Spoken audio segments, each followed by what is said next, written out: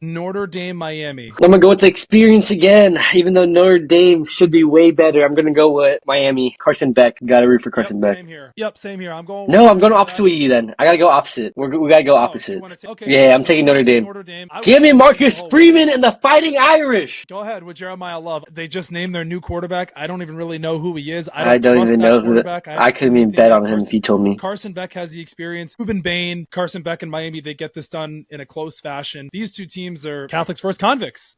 That's literally what it is. Gotta go with the cat. That Gotta go. rivalry, that rivalry goes to back in the day. Notre Yeah. Dame's number 6. I always think Notre Dame's overrated, and I'm sticking with that there. And I'm going Stand on with it. Stand number on it. 10. Stand on it. Yeah, Notre Dame's overrated.